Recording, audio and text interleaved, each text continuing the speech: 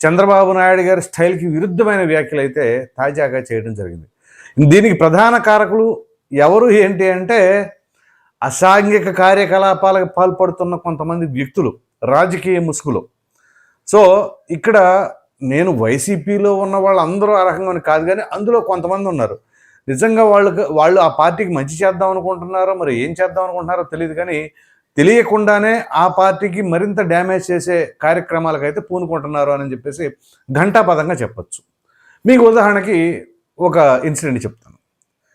నిన్నే తాజాగా జరిగిన ఇన్సిడెంట్. నిన్న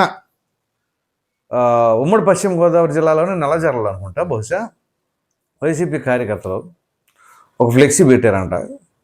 ఆ ఫ్లెక్సీ పెట్టి ఏంటి గంగానమ్మ జాతరలో నరికినట్టు పొట్టేళ్ళ తల నరికినట్టు నరుకుతామని చెప్పేసి ఫ్లెక్సీలు పెడతాం. పాటుగా ఒక పొట్టేళ్ళ తలని నరకటం, మరలా ఆ రక్తాభిషేకం అనమాట ఆ పోస్టర్లకి చేయటం. అసలు ఏంటి, అసలు గోదావరి జిల్లా ఎట్లాంటిది, అక్కడ కూడా ఇట్లాంటి వ్యక్తులు ఉన్నారు అని అంటే దీనిని బట్టి ఏం చెప్పాలి చెప్పండి. ఇది ఇప్పుడు రాష్ట్ర వ్యాప్తంగా దాదాపుగా ప్రతి చోట కూడా పాకింది. ఇది ఈ అంటువ్యాధి లాంటిదిలాగా ఉంది ఇది. ఇందులో ప్రధానంగా ఏంటంటే మన జగన్మోహన్ రెడ్డి గారి జన్మదినం సందర్భంగా చాలా చోట్ల ఇటువంటి కార్యక్రమాలకి వైసీపీ కార్యకర్తలు కొంతమంది ఈ రకమైన పనులు చేశారు. చేయటం వల్ల ఏం ఉరుగుతుంది, అనవసరంగా కేసులు ఎదుర్కోవాల్సి వస్తుంది.